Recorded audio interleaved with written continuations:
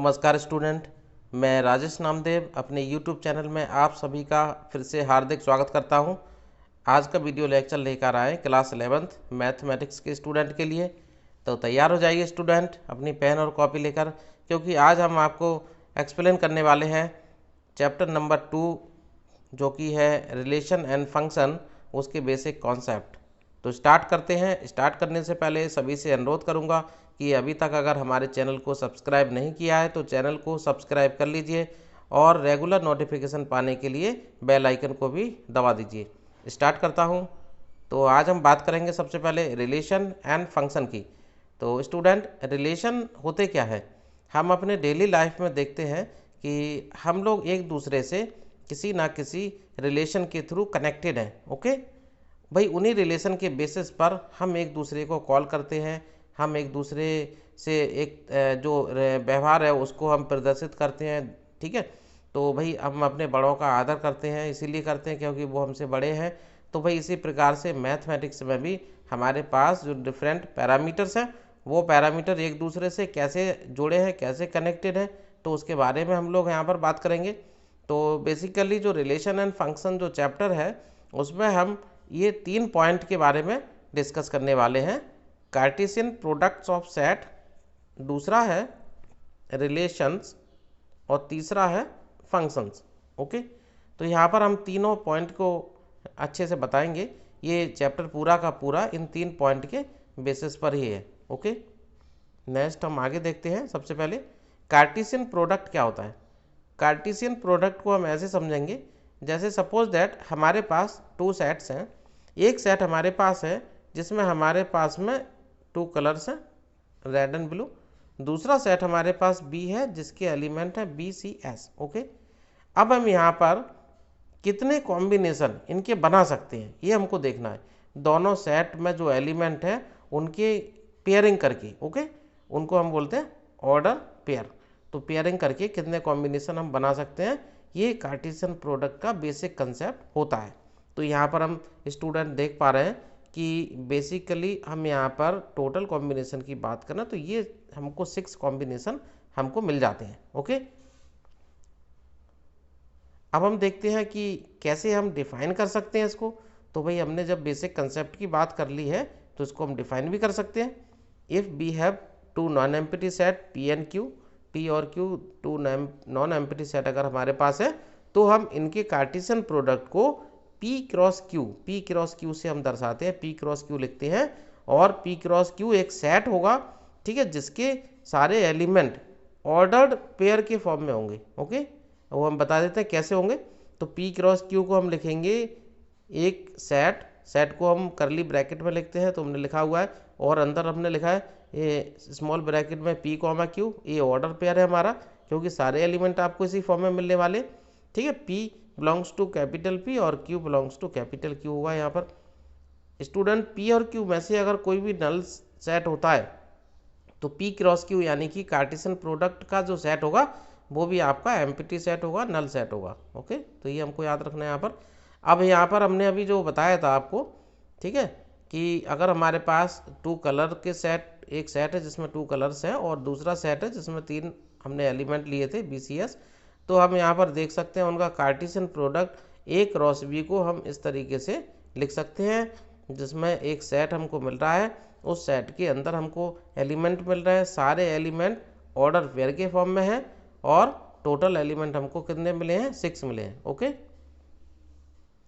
तो यहाँ पर इम्पोर्टेंट है कार्टेशियन प्रोडक्ट को समझने के बाद में कुछ पॉइंट्स हमको रिमेंबर करने हैं, याद रखना है। तो सबसे पहला जो इम्पोर्टेंट पॉइंट है तो यहाँ पर है 2 order pairs are equal if and only if the corresponding first element are equal and the second element are also equal. यानी कि अगर 2 ऑर्डर पेयर को अगर हम इक्वल बोलते हैं तो उनके फर्स्ट एलिमेंट और उनके सेकंड एलिमेंट भी इक्वल होना जरूरी है। ओके, दूसरा जो पॉइंट है, if there are P element in A, यानी कि A सेट में एलिमेंट की संख्या P है और दूसरा सेट B है जिसमें Q एलिमेंट है, तो इनका कार्टेशियन प्रोडक्ट हमको मिलेगा A क्रॉस B, उसमें टोटल एलिमेंट की संख्या कितनी होगी, P इंटू Q। तो यहाँ पर हम आसानी से बता सकते हैं, अगर मान लो A सेट में 2 एलिमेंट है और दूसरे सेट में 3 एलिमेंट है, तो टोटल एलिमेंट क्या हो जाएंगे, 6 हो जाएंगे। तो इसी प्रकार से अभी हमको 6 एलिमेंट मिले थे। अब हम देख सकते हैं अगर ए क्रॉस ए यानी कि हम इस तरीके से अगर 3 सेट को लिख देते हैं तो ये कहलाता है हमारा ट्रिपलेट। ठीक है, तो यहाँ पर हमको कार्टेशियन प्रोडक्ट तो करना है, बट यहाँ पर जो आपके ऑर्डर पेयर होंगे वो ट्रिपलेट के फॉर्म में मिलेंगे आपको। तो इसको हम इस तरीके से लिख सकते हैं, ये सेट होगा और उसके जो एलिमेंट होंगे, ठीक है, वहाँ पर हमको इस तरीके से मिलेंगे A comma B comma C के फॉर्म में, और A B C belongs to capital A. Okay, अब हम बात करते हैं रिलेशन की। तो रिलेशन को हम 2 सेट के माध्यम से समझते हैं। मान लीजिए हमारे पास एक सेट P है और दूसरा सेट हमारे पास Q है। तो P सेट हमने यहाँ पर लिखा है और उसको हमने इस तरीके से, है ना, इस तरीके से उसको डायग्राम के थ्रू शो किया है, क्योंकि हम यहाँ पर रिलेशन को डायग्राम से ही शो करेंगे। और दूसरा सेट हमारे पास Q है जिसके एलिमेंट हैं, इसमें हमारे पास कुछ नेम है, ठीक है, और P के अंदर हमारे पास ABC एलिमेंट थे। ठीक है, तो इस प्रकार हम देख सकते हैं कि P के एलिमेंट है स्मॉल ABC और Q के एलिमेंट है, यहाँ पर नेम है अली, भानु, बिनोय, चंद्रा एंड दिव्या। ओके, तो यहाँ पर हम देख सकते हैं कि P क्रॉस Q यहाँ पर शो करेगा टोटल पॉसिबिलिटीज़, यानी कि इनके आपस में कनेक्टेड होने की। तो यहाँ पर हम रिलेशन को अगर डिफाइन करते हैं तो यहाँ पर हम लिख सकते हैं कि relation R between the first element x and the second element by each order pair x by. तो इस प्रकार रिलेशन को हम लिख सकते हैं, relation R equal to x by such that x is the first letter of the name and by x belongs to p by belongs to q। ओके, तो हमको यहाँ पर रिलेशन मिल रहा है आर इक्वल टू, इस प्रकार से एक हमको सेट मिल गया जिसमें A के साथ अली और B के साथ भानु, ठीक है, B के साथ बिनोय और C के साथ चंद्रा। क्योंकि हमने यहाँ पर रिलेशन को डिफाइन किया था कि भाई जो अल्फ़ाबेट है, तो जिस अल्फ़ाबेट से वो नाम स्टार्ट हो रहा है वो उसके साथ में कनेक्टेड होगा। ठीक है, ये हमने यहाँ पर भाई रिलेशन को डिफाइन कर दिया था। तो हमको जो सेट मिला है उसमें वही हमको ऑर्डर पेयर हमको लिखने हैं जिसमें क्या होगा, जैसे फर्स्ट एलिमेंट हमारा A है तो उसके साथ में कौन आ गया, अली, यानी कि उसका अल्फ़ाबेटिकली A से स्टार्ट हो रहा है। B के साथ में भानु आ गया और B से बिनोय भी आ गया और C से चंद्रा आ गया। ओके, बाकी की हमको पेयर हमको नहीं लेने यहाँ पर, क्योंकि वो हमारा रिलेशन नहीं होगा। तो इस प्रकार से ये विजुअल रिप्रेजेंटेशन एक रिलेशन को शो करता है, इसको हम एरो डायग्राम भी बोलते हैं। ओके, यहाँ पर हम इसकी डेफिनेशन लिख सकते हैं। तो रिलेशन को हम डिफाइन कर सकते हैं, इस तरह से डिफाइन कर सकते हैं हम यहाँ पर, a relation R from non empty set A to a non empty set B is a subset of Cartesian product A cross B। तो यहाँ पर हमने अच्छी तरह से देख लिया है कि भाई जो रिलेशन होगा वो कार्टेशियन प्रोडक्ट का हमेशा ही सबसेट होगा, क्योंकि कार्टेशियन प्रोडक्ट में ऑल पॉसिबिलिटीज आती हैं, और जो रिलेशन होता है, रिलेशन में केवल वो वाले हम ऑर्डर पेयर लिखते हैं जो हमने वहाँ पर डिफाइन किया है। Okay, the subset is derived bye describing a relationship between the first element and the second element of order pairs in A cross B। Okay, अब डेफिनेशन नंबर 3 को हम देख लेते हैं।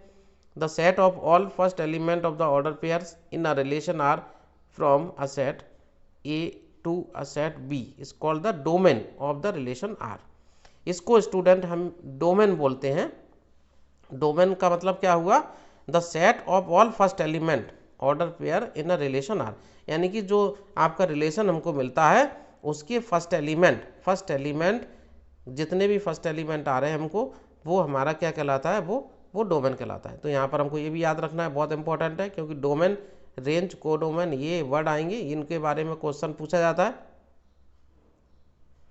अब आगे हमारे पास है डेफिनेशन 4 है, इसमें हमने लिखा हुआ है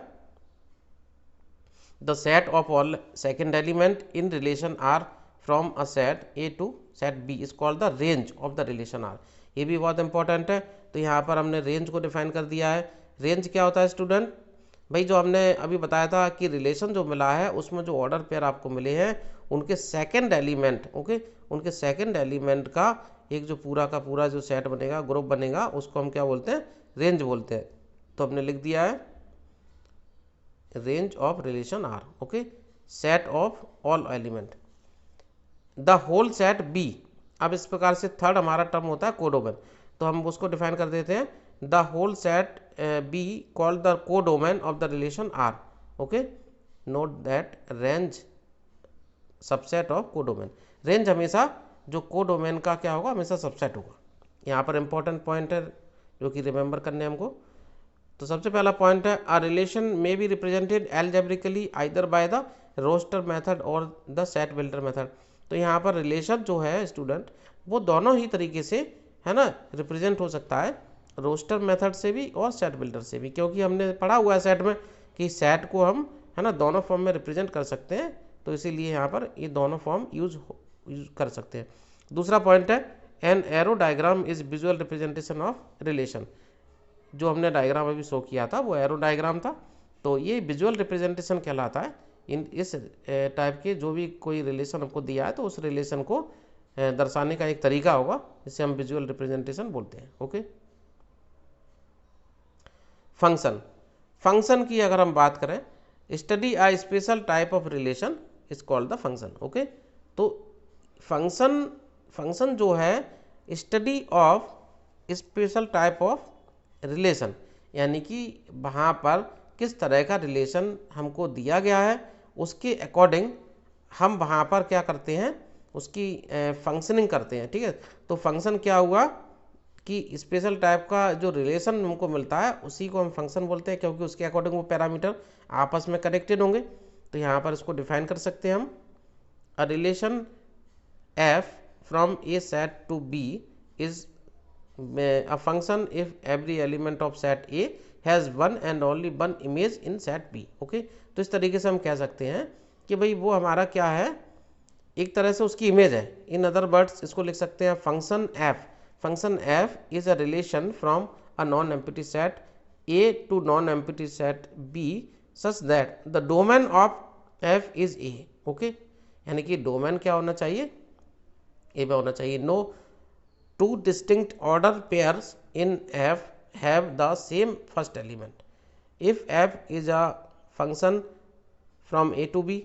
तो इस तरह से लिखेंगे A, B belongs to F, then F A equal to B, हमने डिफाइन कर दिया उसको, where B is called the image of under F। यहाँ पर B क्या है, इमेज ऑफ A।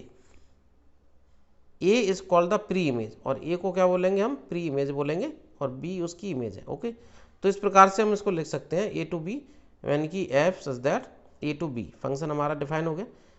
हमने आपको बता दिया था कि भाई यहाँ पर तीन इंपॉर्टेंट टर्म्स हमारे पास, ठीक है, डोमेन, कोडोमेन और रेंज, ठीक है। तो इनको हमें अच्छे से स्टडी करना है, क्योंकि इनके बेसिस पर क्वेश्चन पूछा जाता है। तो स्टूडेंट आज का वीडियो लेक्चर हम यहीं पर समाप्त करते हैं। अगले वीडियो लेक्चर में हम इसका और एक्सप्लेनेशन लेकर आएंगे, और इसके बाद फिर हम इसके प्रॉब्लम भी सॉल्व करेंगे। तो इस प्रकार से हम आपको ये चैप्टर बहुत आसान तरीके से समझा देंगे। अगले लेक्चर में फिर हाजिर होंगे, तब तक के लिए हमें आज्ञा दीजिए।